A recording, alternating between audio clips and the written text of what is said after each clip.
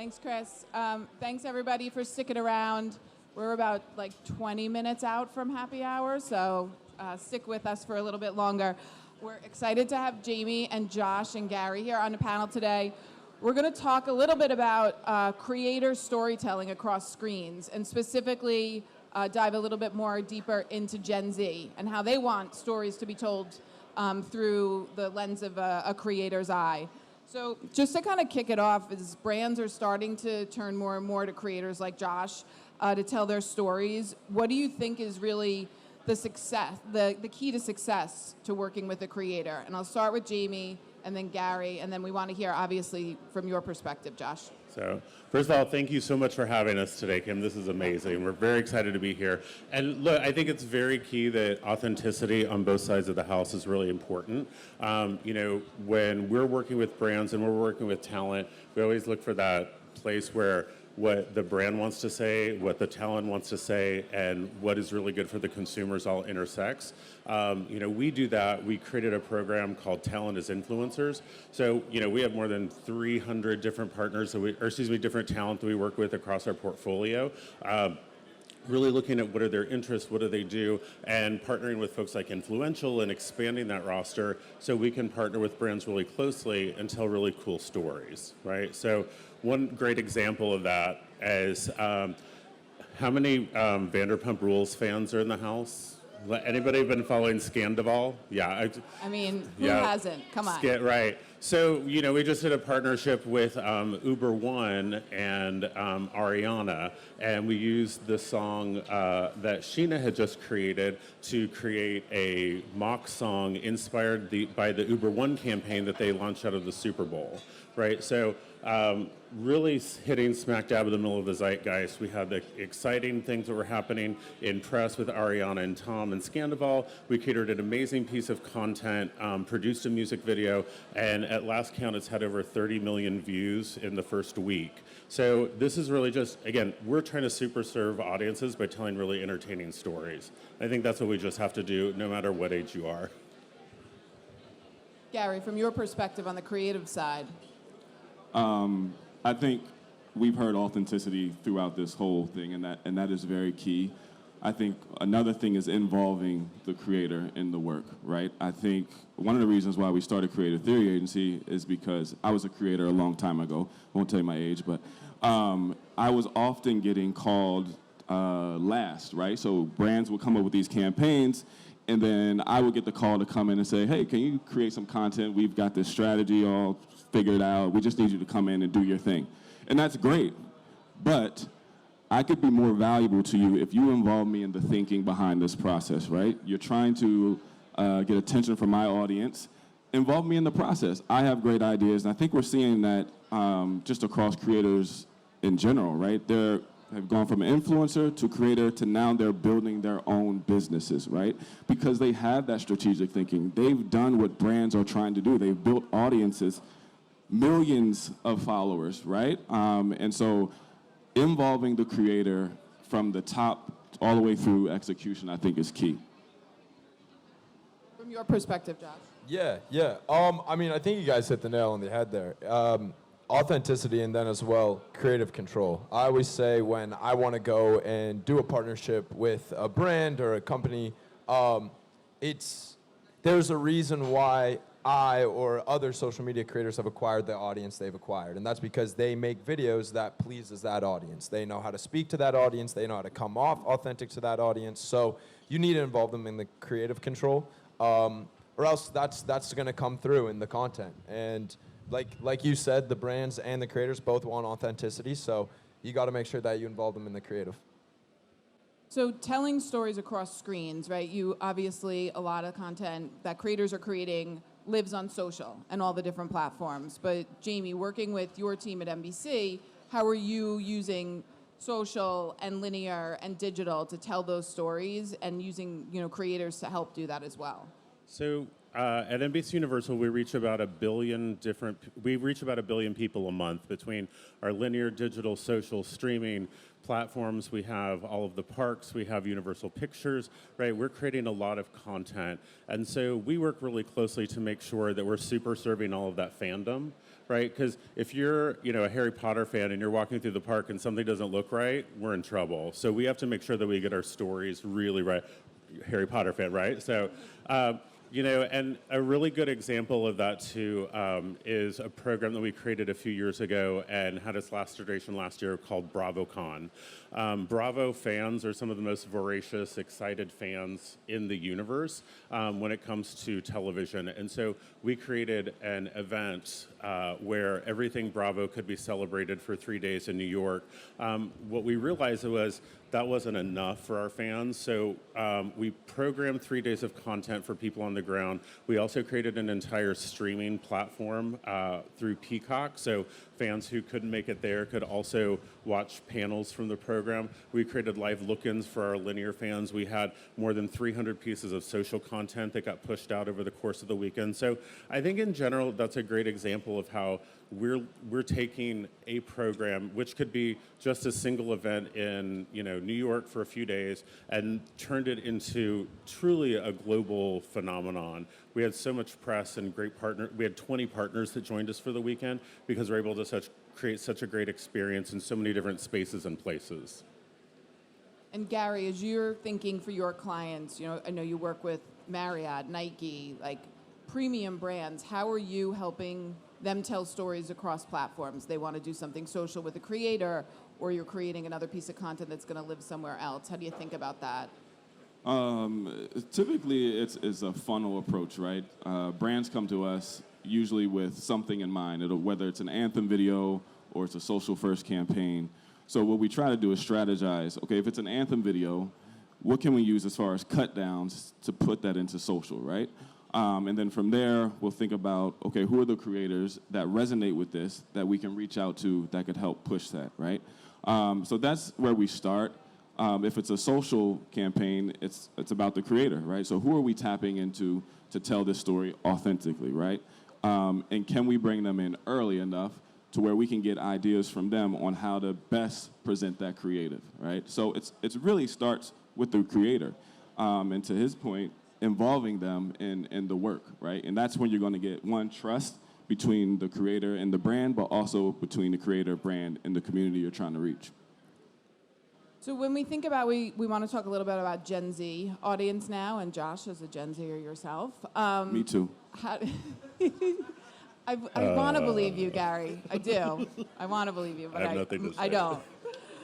How do you, you're creating content just for your followers every day, but when you're working with brands and they want to target your followers, like how do you decide, okay, how far do we integrate? What do we integrate? Like, how is this going to come off in a way that it feels right for my feed and like my audience isn't going to push back on it? Yeah, I think the main thing we do is, like, first, let's say we're teaming up with a brand to do a social piece. It would be going into a room and thinking of probably 10 to 15 different concepts that could live on my channel. If that's going out and building a spoof commercial, or if that's almost doing a trailer of some sorts, something with a little bit of higher production value, because what you don't want is something that's going to look like a billboard on your page. You don't want to set up the camera and do a quick, hey, I love this brand so much, use this product, I love this product. That's not going to reach the audience. That's not going to make them fall in love with the product that you love and you're trying to promote. So for us, it's always about trying to really show something with higher value, or like show something with higher production. So like I said, yeah, it's going into a writer's room, coming up with really cool concepts, sharing that with the brand, make sure that it comes off authentic to them, same with me, and then kind of go from there and be able to post it. And you feel like the brands that you work with, they are receptive to that? They're not, they don't push back and say the product has to be shown like this, you have to say this exact line. Like, do they give you that kind of creative license? I would say that it's getting better as time goes on. It's definitely still a little bit of a tug of war, but I think brands are starting to open up their minds to allowing the creator to have more of that control. Definitely is a lot better than when I was like 17, so 4 years ago, and we were doing brand deals then. It was very much, here's a script, follow it word for word. If there's one word off, you got to send it back and do it again, right? Now they're starting to allow people like me to have that control. So it's definitely going in the right path. And Gary, from your sort of creative sense, what, from a Gen Z perspective, are clients coming to you and saying, this is an audience we want to target, how do we do that? Are you giving them advice on how to reach that audience, working with creators like Josh to kind of solve that for them? We are. Obviously, Gen Z is the hot commodity. Everybody wants to reach Gen Z. One of the things we have at Creative Theory Agency are cultural analysts, right? So they do a lot of research on creators, Gen Z creators, whatever creator you're looking for.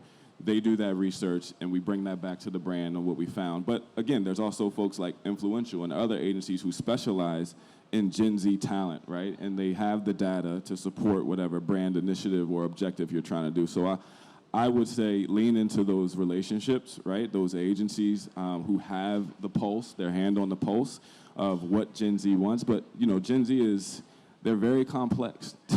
And so it takes a group of folks and good data, good research to really hone in on that audience for impact.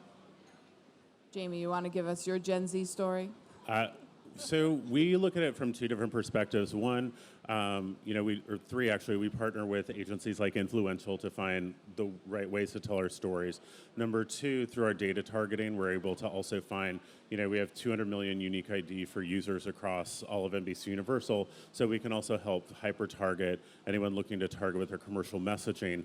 And then the third part I would say too is that, we have a lot of Gen Z talent within our own house. And it's interesting because whether they're, primary characters on our shows or they're secondary who've become loved, like the kids in the Housewives shows, right, have all become exactly, big phenomenon with our own house too. So we look at it a number of different ways. And then, so we have a lot of different ways of targeting Gen Z as well. But, I'd say the other important part is making sure that the creative teams, and we cast our creative teams with, from that audience as well. So that's a really smart point. I think from a storytelling perspective, how are you thinking about your talent, creator or celebrity talent, and matching those with brands to create a branded campaign? What does that look like for you?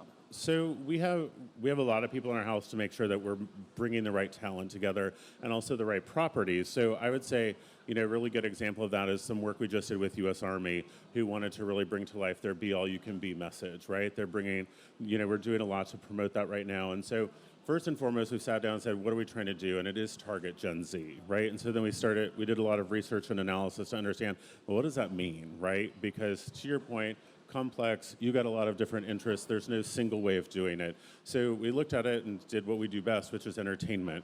So the first thing we did is we created a Fast and Furious 10 movie premiere down in Orlando and invited families to it and invited, Gen Z with their friends. So we created this event and experience, right? And then secondarily, we also understand there's a varied taste in music. So we produced an event out in LA with what I like to say is my favorite of all the Jonas brothers, Nick Jonas. And we created a concert where they're going to be airing on Peacock, right? So it was all presented by the U.S. Army. We were able to tell stories of soldiers who are Gen Z, who are part of this. And then, also looking at an AR experience that for the first time that we actually recorded Nick Jonas doing an AR concert. So now you can have Nick Jonas in your living room performing if you want. So, but I think the reason I tell that really long experience of how we're trying to match brands with and target differently is that, some of this is tried and true and some of this is experimental. And so we're looking and partnering with brands who are leaning into different areas and different talent, and then also relying on celebrity, parks, movie studios, et cetera, to help tell those stories for brands. Josh, this one's for you. For each platform that you create content for, whether it's branded or just your own, do you think, what's your creative process in terms of telling your own story across TikTok or Instagram or Snap? which platforms? Like, how do you go through that process? Yeah, I would say depending on the platform, it is a little bit of a different strategy. So for Snapchat, it's very much so like a daily vlog. So when it's just me and maybe my videographer Justin running around this festival, I'm just going to be vlogging random moments, taking photos of things going on. It's a lot of me cracking jokes and making fun of Chris Sautel and calling him old as shit. So just a lot of stuff like that. Right. How old is he? Chris, he's like all the way in like his 30s. He's like 35 or something now. Okay. So he's working at a Gen Z company. I gotta do it. But no, yeah. So for Snapchat, it's a lot more daily vlog. For TikTok, I post a lot of videos with my friends, kind of showing more into my, I would say like a little bit of a party lifestyle or kind of like what I'm doing after work. And then as well, we're starting to transition more and more into higher production value content. So we're working right now on a comedy sketch TV show that will be cut up, sliced up, and put on TikTok. We're working on a sketch news show. We're working on doing spoof trailers. We're working on a bunch of stuff like that. So the goal for me with this year and my content on TikTok has been high production value. And then Instagram is very much for reels, repurposing content we can find from my TikTok, or doing montages of weeks. So we'll do like this week montage, put on my reels, and then of course pictures as well. But yeah, so every platform, a little bit of a different thought behind it. It's a lot of work. Yeah. I mean, I have a great team, so I wouldn't be able to do it if it wasn't for them. So just as we start to kind of wrap up, I'd love to hear each of your perspectives on the question everybody wants to end a panel with. What is the future of creator storytelling? Start with you, Gary. First of all, you said 30 was old, Josh? Well, 35.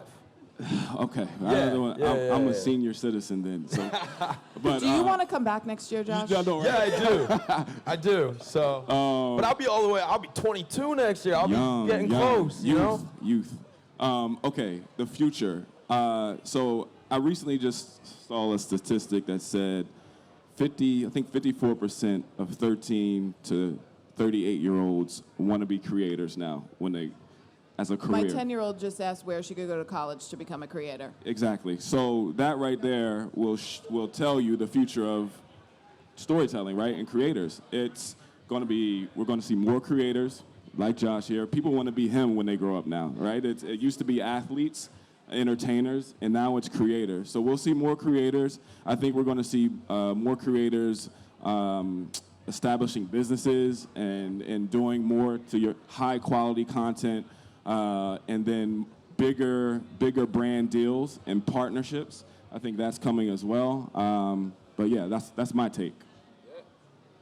Yeah. I mean, I think you said it all. You stole my answer. But no.